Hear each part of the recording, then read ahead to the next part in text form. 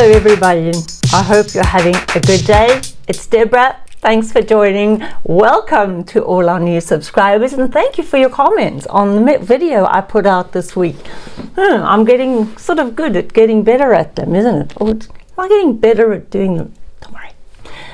I'm going to speak about something that is so important today. It's not our favorite subject, but it has to be addressed. And that is coming off your psychiatric medication. There are many people who, and you might be one, who decide, I don't need this stuff anymore. You could have thoughts of, it's destroying my physical health. They are creating terrible side effects. And some do, but you can change them. And so on and so on. I'm gaining weight. I'm losing too much weight. And so on. However, if you have been diagnosed with a mental illness of sorts, and you should be on medication because it's called illness for a reason, it's not mental health, it's mental illness. Bit of a problem. They now say mental health disease. I don't know if that's worse than mental illness, but anyway. I looked it up to see just how severe this is with people. And the reason I did this is because I know a few people who have stopped their medication, afraid of the long-term side effects, or afraid of side effects short-term, or weight gain, and many various reasons which don't go to the problem that they were diagnosed for. So stopping without any other help. I am not an advocate of taking lots of medication, no. But I know people who have stopped with disastrous consequences. One being, I have lost a member of my family to suicide due to mental illness and stopping medication. That's one massive big problem, and nobody knew. How do we know? I'll get to that. The second, if we've been diagnosed with, let's say, borderline personality disorder or bipolar, the comorbids with them that come, delusion, paranoia, psychosis, etc., can come anyway. But if you stop the medication, just without any form of help from anyone else, but you use holistic books, or, you found enlightenment, or something like that, well, there's a problem if you think that that's going to help you, because that is so dangerous. Because what happens? The person who stops their meds in a situation like this doesn't realize what havoc they are wreaking. They're delusional thinking. They're believing that somebody said something to them when they didn't, and so on. I've seen people thrown in jail with partners who had a cluster B personality disorder and were not medicated. I've seen so much, as I say, including suicide. So is it a good idea to just stop your meds because you've decided they're very bad for you? I've got an article that I'm going to read to you, and maybe this will make sense to you. It comes from a psychiatric journal. So what they say is, a psychotherapist writes this. She's observed many trends that are disturbing, that wreak havoc among patients on psych meds. Some want their meds to serve as a magic pill. True. You think, well, we'll take these pills for a little bit and then suddenly my mental illness will be better. Well, not without help, it won't. No. That's why it's called mental illness. That will allow them to live happily ever after without doing any emotional work. What that means, if you have a cluster B personality disorder, you're an emotionally dysregulated wreck, aren't you? Of course you are. I know, I've been there. And it takes a lot of work. It takes a lot of help. It takes so much work to get through all the trauma. I'm not saying you can't, because you can, but not on your own. And not with some self-help books. Sorry, that doesn't fly. Not in my book, anyway. Because I've seen too much devastation as a result of people stopping medication. So others take their meds in an on-again, off-again fashion. That's a really bad way. And then we get a subset that refuses to take meds, no matter how much they need the chemical aid to help emotionally stabilize them. So it works like this. Your brain needs a certain amount of dopamine, serotonin, and other hormones. When you take an antidepressant, it's normally, they call them SSRIs. Okay. What that does is it gives your brain serotonin that the brain is missing, to put it simply. But that's basically it. If you're dopamine deficient, there are other ways of lifting your dopamine, but sometimes you'll get prescribed a medication that has both serotonin and dopamine. And if you're in any way confused about it, you only have to speak to either your psychiatrist or your doctor, but speak to someone who knows what they're doing. Don't just Google it. Google isn't your doctor. Please, don't put your life and everyone you love's lives in hell because of something you're not quite sure of. It's uncomfortable to take meds all the time if you feel, really, I really want to be healthy. And these meds are interfering with my health. Well, what's interfering with your health is mental illness, as far as I'm concerned, from what I've seen. So then there are people who take meds for months or years and suddenly stop without consulting their doctor, or they quietly stop, they start coming off without telling the doctor. Withdrawals set in, they feel like hell, they blame the medication.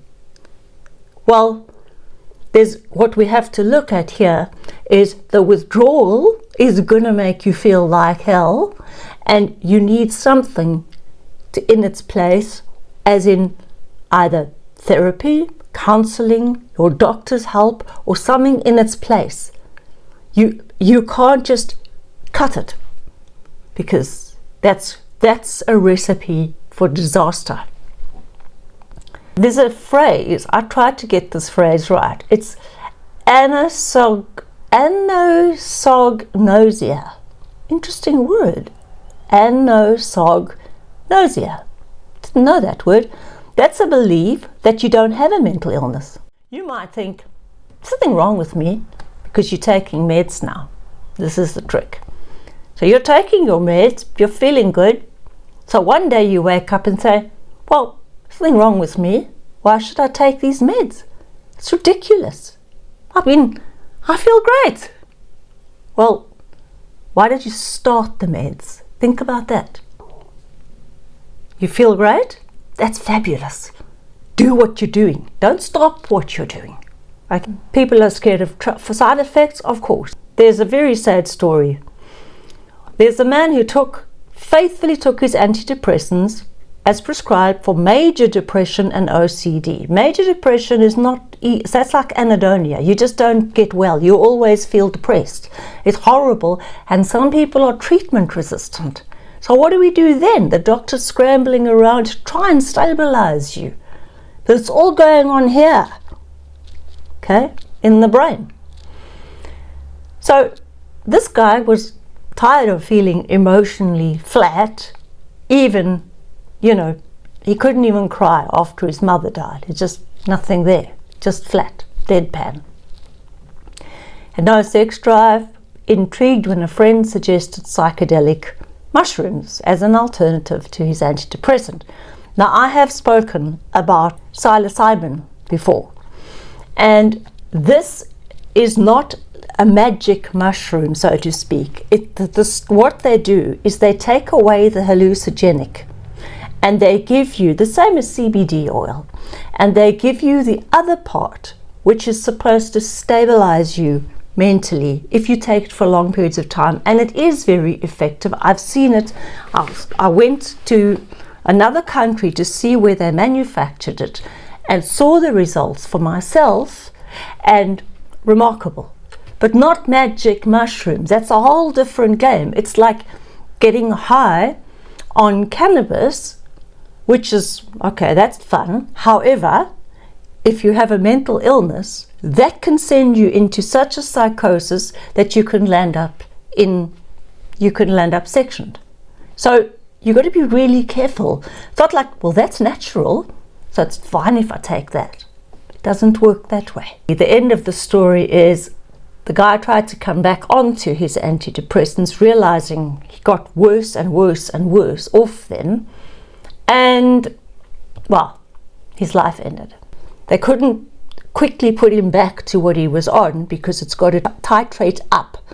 So they started him on a low dose again, and as they were trying to lift it, well, it was too late. His depression took him, and that was that. And this happens often. What brought me to talk about this was I was alluded to the fact that somebody that I know of had stopped medication, and I saw the delusional thinking come out, and that caused me great concern. And I thought, okay, it's not my place to force someone. I'm not a doctor, I'm not a psychologist, not a psychiatrist. I can't force somebody to take medication.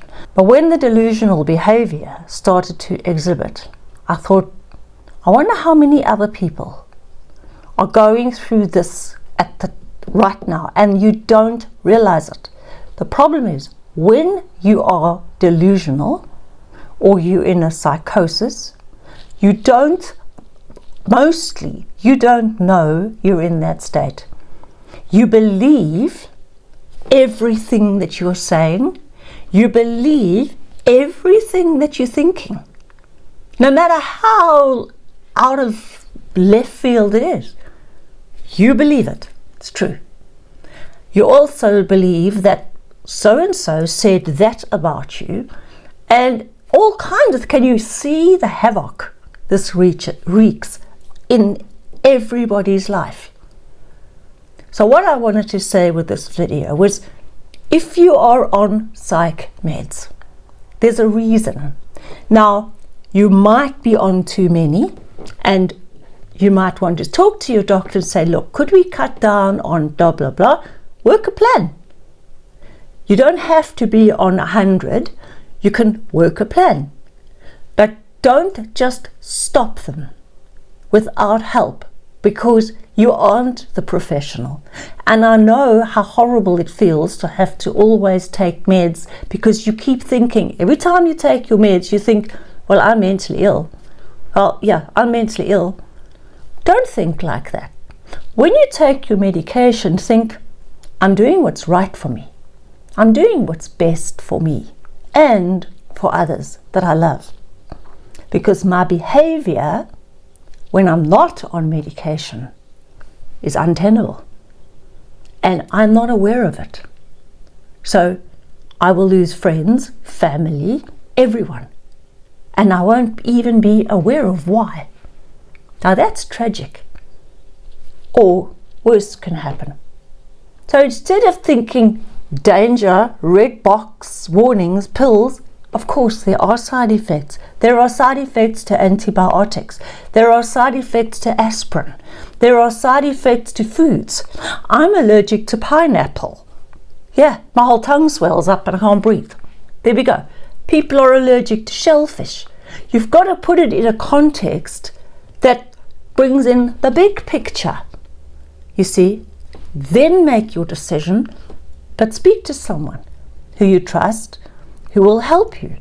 Perhaps taper down and get help, because that's perfectly possible, but not on your own, because you stand to destroy your life and everyone else's, or worse, you stand to, by mistake, not thinking properly because you have a mental illness, you could lose it. You could lose your life. And I don't say that lightly. It wasn't easy for me to lose someone I loved due to not taking the medication. I had no idea. And that brings me to the last thing. If you see someone behaves in a out of the norm, okay, people are eccentric. I'm not talking about that. I'm saying people who say things that are obviously untrue, that never happened, or people who believe that something's after them, or people who will tell you that they sort of have an affinity with the person that in TV that they're watching, or some kind of thing. If you see someone's behavior is obviously off, then do them a favor and suggest a visit to a doctor. Don't upset them and say, I think you're mentally ill. Tell them you need to see the doctor. Can they come with? Phone the doctor beforehand. Sounds sneaky, but you've got to do what you can to help those that you love, and tell the doctor your problems, what you think might be wrong, so that they're aware, and then you don't hurt anyone's feelings, and at least you've gotten the help for someone who might need it. There is that you can do. You cannot say to somebody, you need to see a psychiatrist. That's going to piss them off, and they're going to tell you to go fuck yourself, right? So you got to do it the wise way. So please don't just stop your meds. If you want to taper, go ahead, but get the help of a professional. When you're taking your meds, I'm doing what's right for me. And well done to you guys. Thanks for joining. Please like, subscribe, leave your comments, and I'll be back with you soon. I'm Deborah Mann.